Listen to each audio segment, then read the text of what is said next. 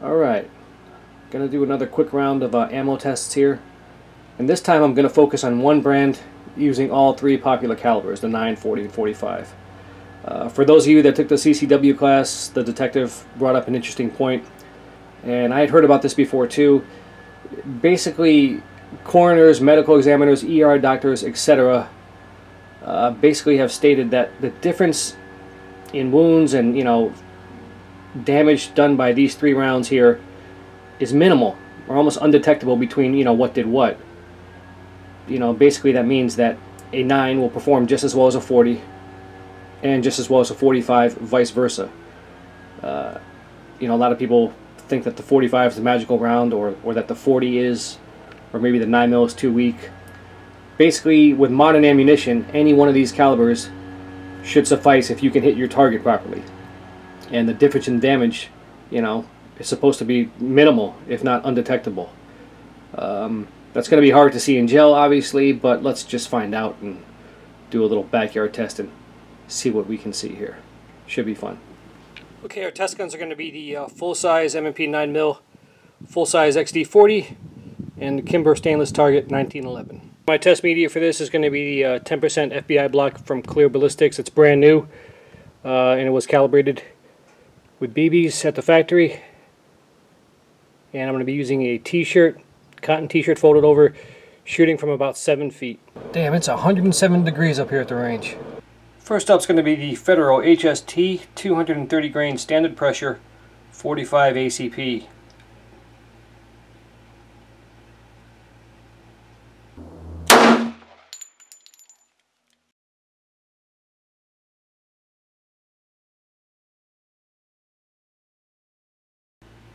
Next up, going to be the 40 cal HST 165 grain.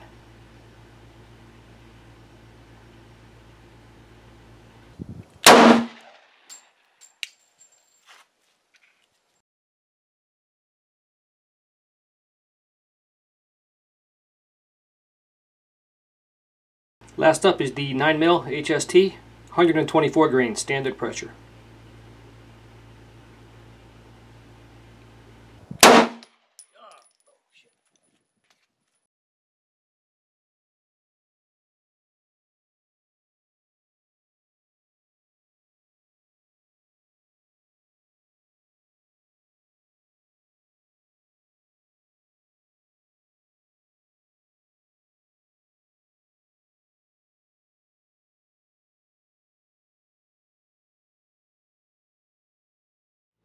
Okay, so here I am in the recovery room. It's hot as shit in here, so I'm going to do this fast. Really quickly, all the rounds that hit the cotton first failed to expand. The only one that even stayed in here in my backup block at 24 inches was the 45. So what happens is the 9 and the 40, they hit the t-shirt, they enter here, and they plug up with the cotton, and they just whiz right through. No expansion. And when I did the bare gel shots, all the rounds expanded. It's hard to see here, but I'll pull them out. And you know what? It doesn't matter whether you use the 9, 40, or 45. They're all right here, and they all expanded. So let me yank them out and we'll see. This right here, on a side note, I accidentally fired a 40 in my 1911. And it went bang and went in. But it was a bad mistake on my part. So anyway. Okay, let's take these out. Okay, this was my very first shot, the 45 ACP 230 grain HST through the cotton, went 24 inches, did not expand, and plugged up. Let's get a better look. That's the first shot. There's our bullet. You can see it got plugged up with cotton and did not expand at all. Went 24 inches in.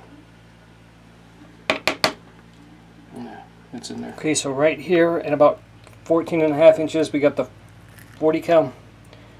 So 40 cal went 14.5 inches and it expanded beautifully. We'll weigh it and measure it in a second.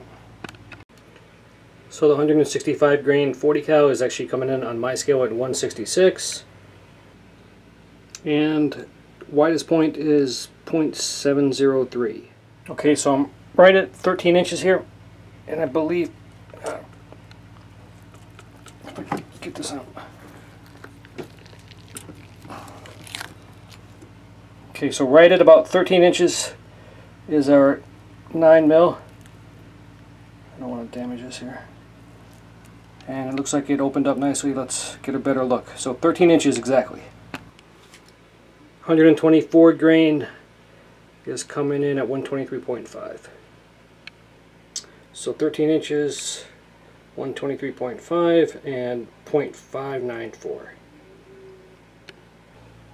Okay, here we have the 45, and I'm just going to call this 14 inches. That's close enough. Okay, that opened up nicely. Let me clean it off and get a measurement. Okay, the 45 through the bare gel expanded nicely and is at almost 230. Wow, 229.5. 45 is 0.836. That's a big bullet. Okay, so what does this tell us here? I don't know. They all went 13, 14 inches in that ballpark. All of them through the bare gel opened up nicely. They all retained their weight. And as far as, wound channels and everything goes, I don't know how to really measure that. They all look similar. None of the ones that hit the cotton expanded. I recovered one. But as you can see, it was plugged up, so that's what happened to the other two. They act like a full metal jacket. So, in conclusion, I was going to keep shooting until I got them to open up in the cotton, but I figured, I would just see what happened and do it as it came. I would say 30 to 35% of the time when I shoot hollow points through cotton barriers, they do not expand. So, something to think about. Okay.